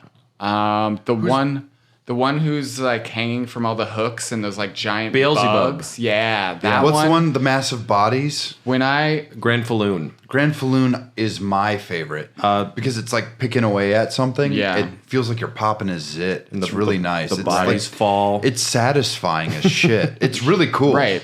The reason I like Beelzebub is because once I figured out the pattern of the flies, I was just like, damn, I got this. And you actually just knock limbs off, which is great. Yeah. I don't know if you could count it as a boss, but when you fight yourself, The doppelganger. yeah, That one's fun. That is a that boss. was cool because I He only throws inherently daggers though. but I inherently knew everything that he could do. Like it wasn't like having to figure out a new attack pattern Right. or anything. It was just like I hope I'm good enough to beat this guy because Yeah. it's literally me. How many tries did that take? That was one try. Yeah, same. Yeah. Yeah, I think that one is really easy because he doesn't have like Some of very them hard attack patterns. Some of them are very like you in and out. Well, in which the is kind of caves bizarre. when you fight that worm lady, you Yeah. know, she's got like the yeah. tentacles. Yeah, she beat me the first time, and I was like, "Oh, that sucks." And then I went down straight back to her, and I was like, "Let's do this again." And then I picked up all the little hearts I could find, and then just chucked daggers at her from like I didn't even see her. Like I saw one little snake head keep coming in. The and I was magic just in like, this game, the magic in this game is key to beating it. So the mana system actually works very well for it. But you have to save your mana. It's actually very well balanced if you actually look at it from like an outside perspective. But it's like, so I've been playing Diablo 2 Resurrected on my Switch, right? Cool. That game ages like turd. Turds weren't good to begin with. And it's because of its mana system. Whereas Diablo 3 has like a kind of replenishing magic system and it's more of an arcade game. This one is really like, I don't have mana for that. I don't have mana for that. I don't have mana for that. I don't have mana for that. I'm like, dog, you can turn into a wolf. Just fucking do it. Bark. Yeah, I will say the cool thing about the magic in this game is the fact that the castle is also magic. Yeah. So when you're like, oh, I need more magic or hearts. Why are they hearts? That's because they are the candles are the like vitality. Oh, the candles are the souls of people that Dracula has like killed. That's what Iga said in an interview. He's like, those are the souls. That's why they drop hearts. The fact that they're hearts and they equal mana, it's just like the spirit essence of slain victims. Okay. There's also turkey walls. The fact that you can that too, yeah. The fact that you can pot roast. I know I'm about to go to a boss. I have 0 magic. You can just go find a spot that has one of the big 5 a long hallway with a bunch of candles. Well, or just one big heart. Yeah. And you can just go in, go back out, go back in, go back out because it replenishes itself because of the magic of the castle. Mm-hmm. That's the way I took it, at least. Or is Dracula just steady killing enough people? Mm-hmm. So it just keeps going up. You walked out of the room and he just like blinks in real fast, like, and then kills a guy and then bounces back out. But yeah, that's what I liked about this game is the fact that you could farm for what you need and you can find a spot to make it very easy. Yeah. And then just if you can find one right next to a save room, boom, you got full magic, full health, going back into the boss and just keep going after it. A lot of my play revolves around save rooms. Like, do whatever I got to do, bounce into a save room, full health, full magic, and then back at it. It's true. Yeah, I just like that enemies, they drop food. Like that skeleton was about to go eat some pizza. We really ruined his date. He's down there in the catacombs, just got his pizza and he's vibing hard.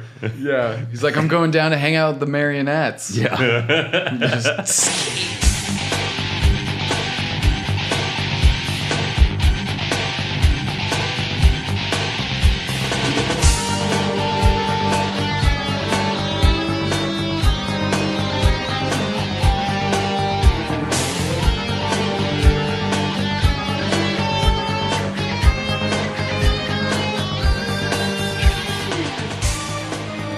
You need to get both rings. You need the spike breaker armor. You need to go to the clock tower. Maria will tell you what's going on. I'm not sure if I knew how to do this myself or my brother showed me back in the day because it just seems second nature now. But did you think when you beat Richter the first time that like that was it? So yeah, they so I think Ryan in the Discord messaged in and said I bought it last week. I beat it. It was good. And that's all he said. Because that's what I also thought, Ryan. Yeah. It turns out that if you don't have Brad sliding into your DMs asking you to take a picture of your... Show me your castle. Show me castle pics. Yeah. Send castle pics. Turns out you haven't beat the game. So I did find the succubus, but when I went and beat the game, Richter was actually pretty difficult. Yeah. Comparatively to the rest of the bosses that I had fight at that point. So when I probably went in 10 times before I finally beat him. And then when I did, it was just basically Richter dies for some reason that makes it so Castlevania disappears and Alucard's never going to be able to see home again. And I was like, that's good, right? I mean, if it was canonical, I think that means Alucard killed the Belmont line, and that's not good. Yeah, right. Because then that means Dracula is basically we saying Richter didn't fuck? Oh, he fucks. I'm an incel because society has scorned me for my beliefs. You want to see my whip moves? Richter bought. Do you like trick shots? He brought the whip to the bar again. Richter, how many times are we going to tell you this, bud? This is the soul of my great-great-grandmother. Yeah, sure I know I shouldn't have put that picture of me with the dead fish on my Tinder profile. I thought it would signify me as a provider. Poor Richter. Defeats Dracula. Can't get a date. Yeah. The amount of women's Tinders I've looked at, and it's just all dudes with fish they caught, and I'm like, oh yeah, good for you, bud. I'm just like, yeah, okay, everyone can catch a fucking fish. I caught a fish. I caught a fish. Look how big this one is. Okay. Caught a fish. What the fuck? Yes, there's the inverted castle, and it turns into a little bit of a different game at this point. It's just open. You don't have to worry about unlocking things. You can go everywhere, and it's definitely a reference to Castlevania 2 at this point, because in that game you collect the 5 parts of Dracula to get rid of the curse, and in this you have to go claim 5 parts of Dracula by fighting the classic movie creatures from the original Castlevania games. So you fight a giant bat, you fight Frankenstein's monster, you fight Akmadan II, which is a mummy, Medusa, and then Death. So that's pretty fun. And then you also run into the fake trio, which is a cool fight as well. It's a reference to Castlevania 3, where you fight a fake Trevor, a fake Sypha, and a fake Grant. Oh, that's who those people were. Yep, because that's in the third Castlevania game. Alucard was a character as well, so those are like his friends from back then. Got it.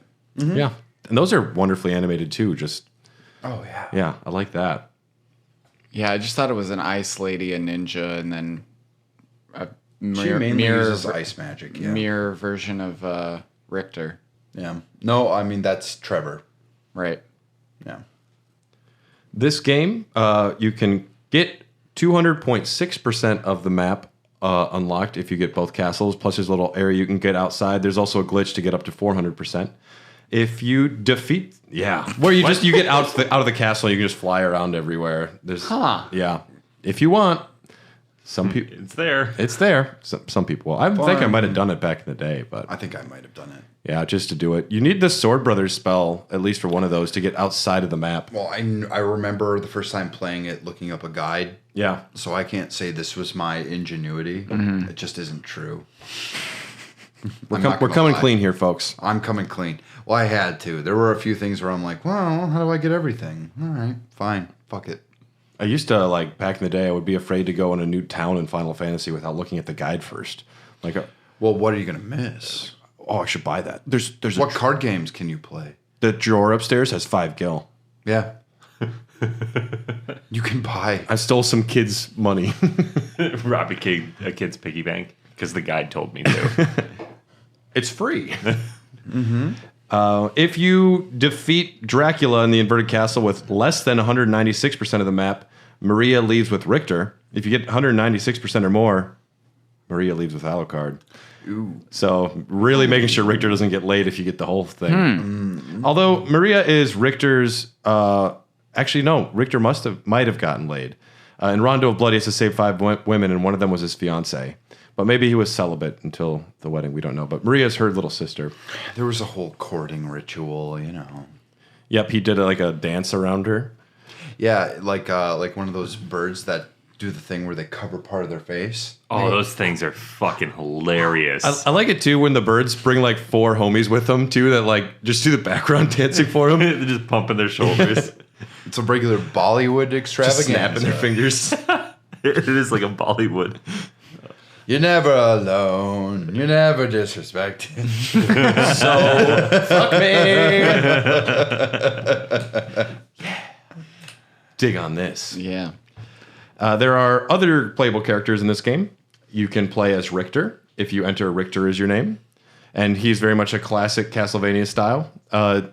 You got a whip, and he moves very fast. Speedruns of this game can go like 10 minutes if you play as Richter, probably less. Holy shit. What?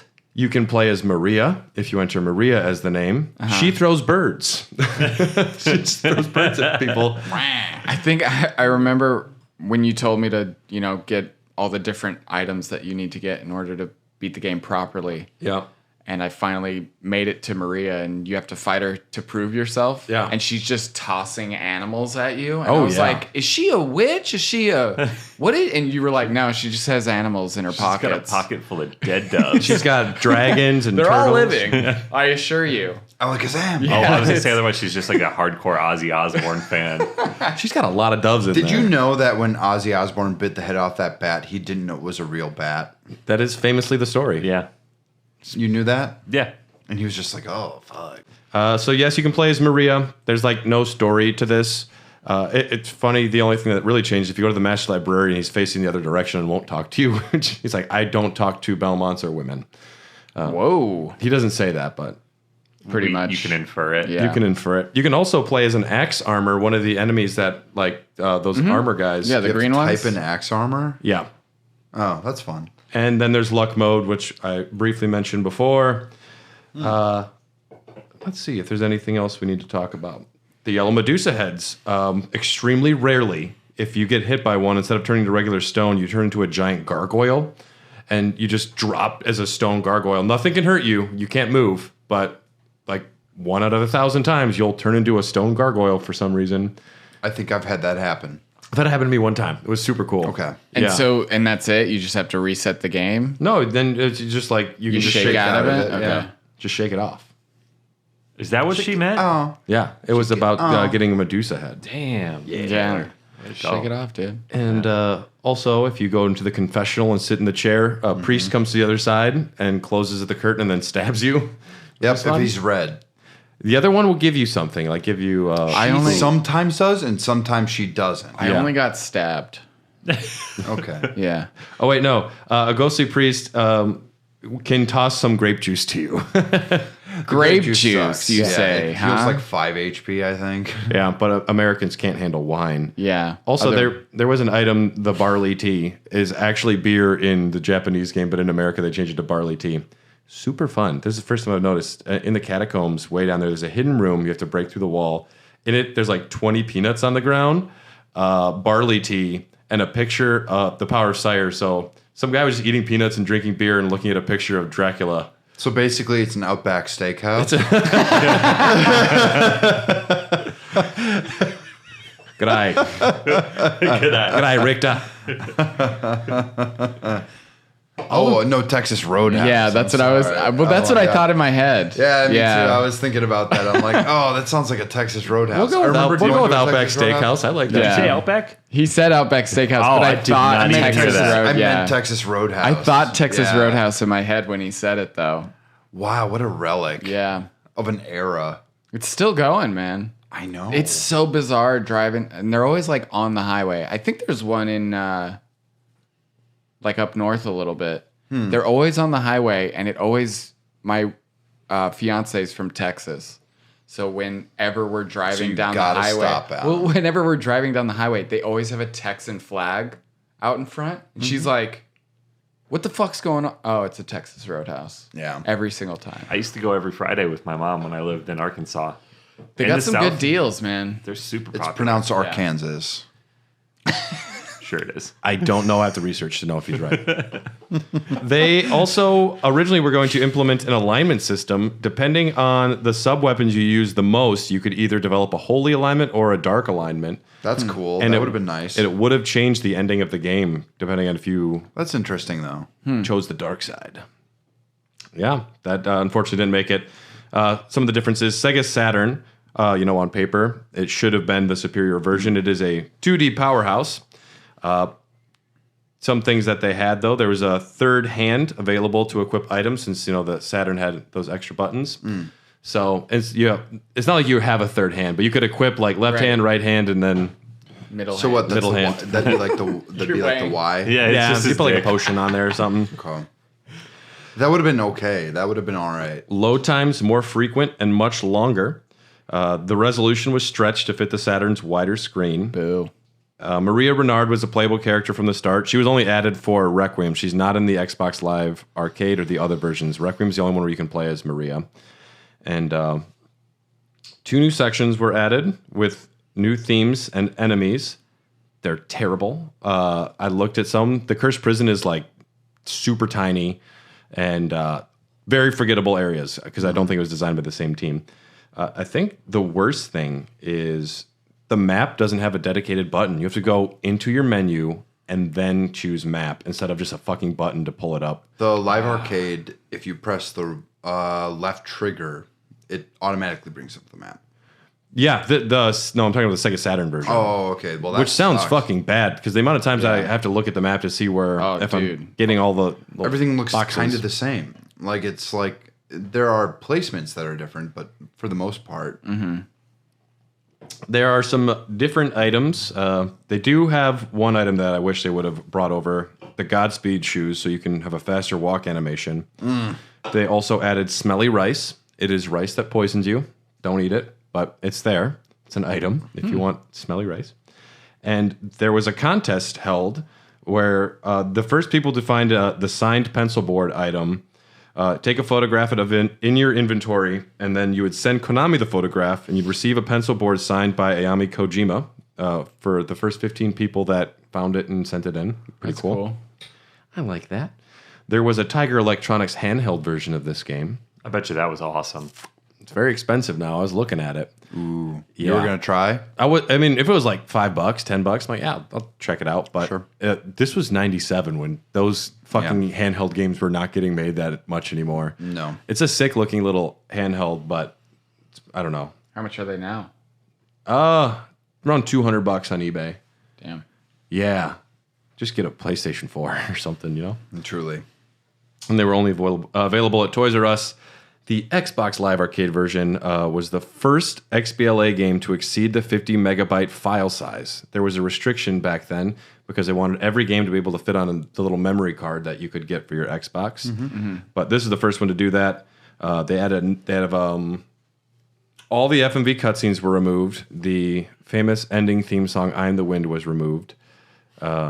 They added achievements and leaderboards. Dracula X Chronicles was the next one that came out. This was on the PSP. It was a 2.5D remake of Rondo of Blood. In the game, and like stage 7, you find an item that is just the Symphony of the Night and makes it playable then from the menu. Huh. That's weird. Yeah, that's a Kind of fun, though. yeah. It's the only reason I ever played up to stage 7 of that game or whatever it was. It's a difficult game. Yeah, and I prefer the original Rondo of Blood do anyways. There was a canceled Gamecom version, and there was a Japanese language only internet radio drama sequel to this game. That Internet radio drama. Yeah, those are all words that I wrote down, so they must mean something. that's weird. Wonderful. Yeah, I hope Are that these like the old school, like 1950s Superman kind of radio shows? probably. Huh. Like the Silver Shroud from Yeah. Fallout 4. Is that what? Is that what the guy's name was? Maybe I think so. Maybe. I'm gonna stick with it. I've never played a Fallout game. Oh, that's right. you've never. I tried once and it didn't click, so I'll play them sometime.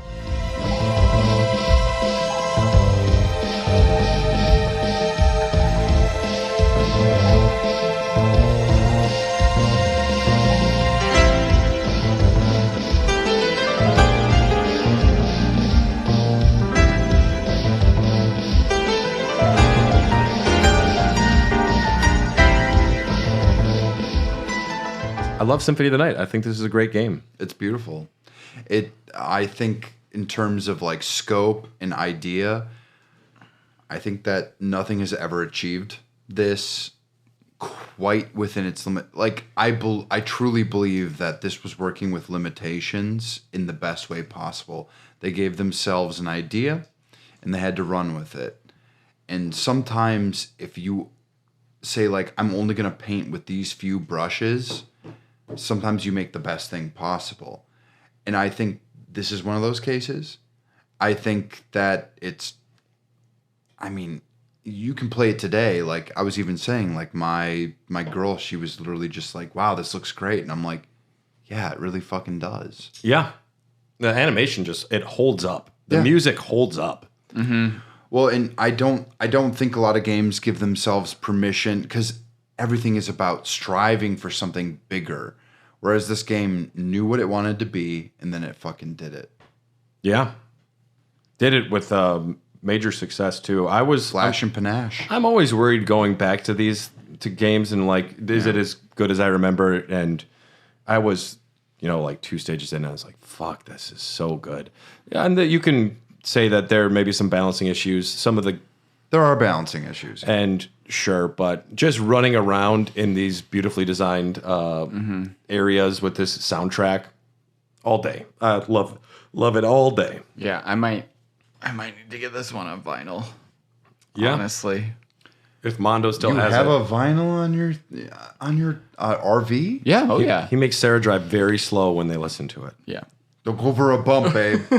Brad might No throw up bumps. again. Yeah. I might need to get it on vinyl for sure. It reminds me of a joke from that 70s show where she's just like, I just don't understand why they don't have a vinyl player in there. A record player. It'd be so much easier. We have so many records. For me, this game started out rough. I've mentioned it. Yeah. Well, you couldn't save. Yeah. For obvious reasons. I can't even remember how I think I had to look it up. But I tried really hard to not look up anything about this game. Because again, I think you told me that it was voted like people's greatest game of all time. So when you told me that, I went, okay, if that's the case, then there's going to be a shit ton of things on the internet for this. Yeah. Like I need to go in as if, it's 1997. And the fact that I just like couldn't save, I could see the option for it in my menu. Yeah. But it was just not highlighted. And I was just like, what the fuck's happening here? Really, really pissed me off. But I got really good at defeating Dracula at the beginning of the game. So good. Yeah.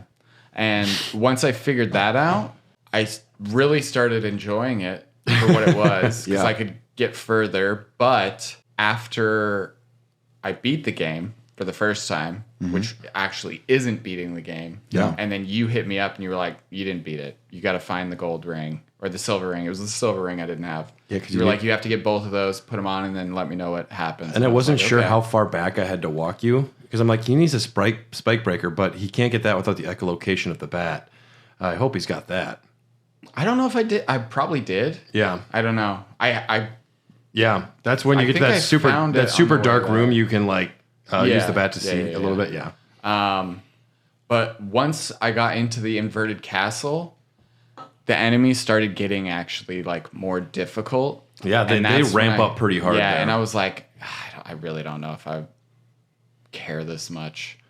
But then you were like, just get the 5 things and beat it. Bro. Yeah. And I was like, oh, that's all I got to do is just get the 5 things and beat it. Yeah, okay, I can do that. My patience for the inverted castle sometimes just like it wanes. It's like, oh. It wanes. It's more and like it gets an assignment than a joy. But dude, the second, I found the walk armor. Yeah. And holy shit, that changed my life. Yep. Because, this is armor where the more you walk, the more buff you get, basically. It's based on map exploration. Yeah. Yeah. So, the more you traverse, the better your defense becomes. And so by the end of the game, I was at 100 defense because I was just flying around as a bat everywhere. Mm-hmm. And honestly, never really thought that I was a person who liked Castlevania, Metroidvania type games. I might need to give more of them a shot. I stopped playing Hollow Knight because I was just Hollow Knight is so... Once Hollow Knight clicks, then you're in. Yeah. Hollow Knight requires a click. I haven't played very many Metroid games. I need to try Dread now. You would like... Super Metroid. Super Metroid is really good. Metroid Zero Mission, fantastic. I need to play Here's Ori. What I'll tell you. Ori's good. Yeah, I like both of the Ori games, and I think I've kind of fallen with Brad. Better. The second one's way better. Yeah. Because you actually have skills and abilities. I'm a psychopath, and I'd have to play the first one first. No, and the first one's worth playing. Yeah. It's not as if I'm going to tell you don't do it. If you want similar games like this, maybe this is a new Dylan segment. Something that is maybe my recommendation for everyone here, even at the table, it's called Dead Cells. Have you guys played this? I haven't played it, but I've heard of it. Dead Cells is amazing. Okay. And this has been another segment of D-Man Recommends. Of Dylan Demands. Play Dylan Dead Demands. Dylan's Demands. Give that developer your money. Now I've got a high tolerance for some anime bullshit here. Tyler, are you enjoying Symphony of the Night? Yeah, if I didn't start a new job this week, I probably would have gotten further in the game. I think I got very lucky with the situation that was handed to me. Yeah, I'm looking forward to going home and playing it after I get some Vanguard after we're done with this. Mm-hmm. But I'm kind of with you. I don't really play a lot of these types of games. I never really play. I mean, up until 2 weeks ago, I've never played Castlevania. So for me to enjoy it as much as I have is kind of awesome because I've played games for a long time, but I kind of pigeonholed myself into certain types of games. So it's cool to like branch out and find new games that I enjoy more than the ones that I know that I'm going to enjoy, if that makes any sense. Once we get you playing Kentucky Route Zero and Nier Automata, then you'll really be fully dogcasted. I haven't reached my full potential yet. And once I get you, Brad, playing the games that I've wanted you to play. Fire Emblem, Bayonetta. Fire You Emblem's haven't one of played them. Bayonetta? No. Fuck, I beat her in Smash Ultimate. I beat her story mode, so that counts. Yeah, that If works. you want to have tolerance for anime bullshit, you gotta I have play a Bayonetta. very healthy tolerance for like leather outfits. I just want to kiss her. I want to like lick her legs. I want to. You want to do everything to her. Yeah. In conclusion, That's a perfect way to end. we like Symphony of the Night. We do. We Yeah. really do. A+, good job. I think it is Yeah.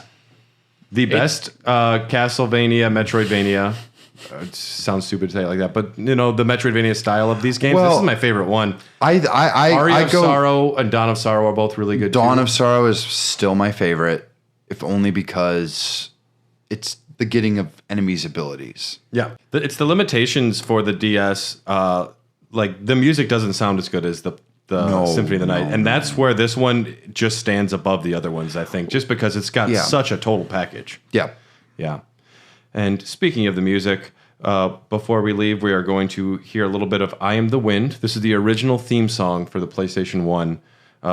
You've just defeated the Inverted Castle. The game is over, and you are treated to... Oh, damn. Yeah. It's not bad, but... This is Bill Clinton? Found out today that this is the same people who wrote the theme song for Snake in Metal Gear Solid. Yeah. the same music vocalist, Yeah. too. Yeah. Damn. This is all the motivation I need. Yeah. When I'm thinking about Alucard's personal problems that he has emotionally, I think about the wind. I too have daddy issues. Yeah. I'm very surprised that It's so beautiful. yeah, it's just incredible. I got little chills. I'm right now. surprised that this isn't like at least in the show somewhere. Yeah. It might Or be. just have Alucard do a throwaway line. It like, actually I am might the be. wind. It actually might be at the end when he defeats Death. Have you seen? No, I only watched the first season. Okay. And But this is so like 90s Disney like style it's just so good. One of the top comments, my cousin passed away 16 years ago today. This was his favorite video game. This song played at his funeral. I love you, Jay. I miss Wow. you. Wow. Song means a lot to some people. Damn.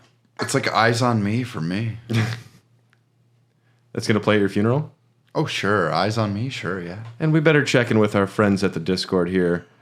Make sure it happens. While we were recording, Ryan sent us this. Castlevania is invading my Bible study. What is man? That's so good. I like that. Let's see what we got. Dracula's here. the hero. Can I just point that out? Josh asked if we could all dress up like vampire boys. I like that. Phil is upset that it's not on the Switch. Yeah, It should that be on the Switch. actually It- really pissed me off. That would 'cause- click hard. Well, a bunch of people quit at the campground, so I had to work the booth, and I couldn't bring my PlayStation with me. Yeah. Okay. So I had to like check people in at the Sure. front because Yeah. somebody sold their house and had to move or some shit. I don't know, but You mean their car? yeah, this would be perfect for the Switch. And Yeah. it's bizarre that it's not on there. It is bizarre. What was the joke?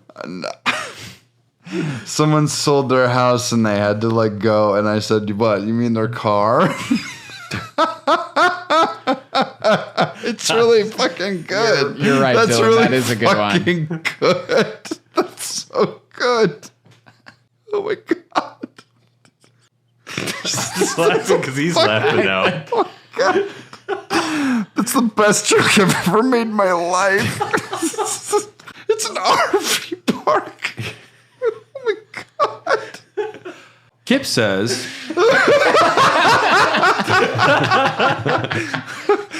Symphony of the Night is such a great game. That soundtrack is sick as fuck. When I was a kid taking piano lessons, I brought my PlayStation disc to my teacher's house so she could teach me how to play that song. Oh. So we all know that Alucard is just Dracula backwards, right? Yeah, I found that out He literally just found that out 10 30 minutes before ago. you walked in the door. There, Brad just goes, "Hey, you know that Alucard is Dracula backward?" And we were watching a video, and right when he said that, like Alucard came up on the screen, And you can see it. and I was like, "Fuck, it is, isn't it?" And he was like, "Did you really not know that? Tyler didn't know that either. What the fuck is wrong with you guys?" And I was just like, I don't know. I don't know Romanian. Maybe that's a popular name in Romania. It sounds cool. Phil says, he says he was currently a couple hours into the playthrough and is completely living up to expectations. Surprised how many details I remember having not played it in 20 years. On Saturday News, I've been looking for my black bar copy of the game I've held on to since I bought it on release. Remembered I let a friend borrow it a few years back because he has a PlayStation 1 and had never played it. He sent me a photo of the now beat-up booklet and said he thinks he brought the game to New York and left it with family. Who the fuck does that? Well, I lost. You mean as a friend who does that? Yeah, that's shitty. My brother's friend borrowed Final Fantasy IX from me, and he lost one of the discs. I'm like, what am I going to do without one of the discs for a game? Disc 2 especially. Yeah, it's like You're going to enjoy half of the game is what you're going to You're going to enjoy a third of the game. It's such a bummer. Like, take care of your friend's shit. No, They're doing you it's a really favor. that simple. Yeah, Yeah. it's They're doing truly you a that favor. simple. Yeah, Sorry, Philly. That sucks. it's not okay. And kill him for it. Just seeing if we have anything else. Kip said when he first got his PlayStation, he was so obsessed with Final Fantasy VII that when my favorite video game magazine, PlayStation Magazine, PSM, gave Symphony of the Night Game of the Year, I was mad and decided I hated that game. When I finally got around to playing it, I had to admit it was pretty great. Mid-high school, he sold his copy for about $20. Wanted to play it later. He was super not thrilled to find it going for hundreds of dollars. That's what I did. No. But it helped him get into his borderline unhealthy addiction to emulators. Yeah. And he says he can get him to run on anything now, so it's easy to get my fix of miserable piles of secrets. Nice. Can I issue a challenge in an episode? Dylan demands. Can we play Baten Kaitos?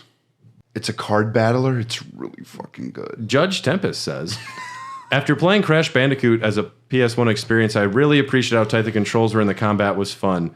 I think he's talking about Castlevania now. Loved the leveling up and collecting. Enjoyed the secrets and searching for hidden passages. Didn't realize things were going to turn upside down, which took the level design to a whole new appreciation. Just tons of fun, and I love it. And yeah. And Dylan said a joke about a car and a house, and he's still laughing, it says. It's really fucking good. Because it's a diss on I Dom. understand because... When your car is your house. Yes, I live in an RV park, yes. Yeah. Got it. Do you get it? I get it now. Now that you've explained it to me. That's my Dylan. It was pretty good, actually. That's not bad. That's when the D-man is loose. You can when he does the loud laugh. Yeah, you know the D-man is loose. That was like the funny version of like when Peter Griffin hurts his knee and that scene just keeps going on and on. Yeah, But it's you get it though. It's his house. Yeah, I got it. And it's his car. Whoa. Don't you understand? Go back. House equal car. This has been Hair the Dogcast, everybody.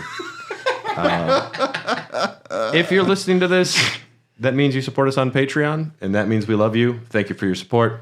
If you want to support us more, tell your friends how great we are. Also, get this them is the listening. best episode we've ever recorded, period. So, I mean, tell a friend. I don't know. We've had some bangers. Tell a friend. Yeah, there's the couple we did without you. Those are the best. Yeah. I'm not against that. I go back and listen to some of our episodes. They're all pretty good. No, I make you sound good. No, you do make me sound way The only thing you're going to say than I this am. entire episode is your one joke, so people are going to think you're the funniest guy. Because he doesn't say anything, but when he does, it's just the best joke you've ever heard. Yeah, I didn't say anything intelligent House the entire equals car. time. House equal car. times Dom. Equal joke. Dom, Thanks for listening, everybody. Game responsibly. Kisses. we are the wind.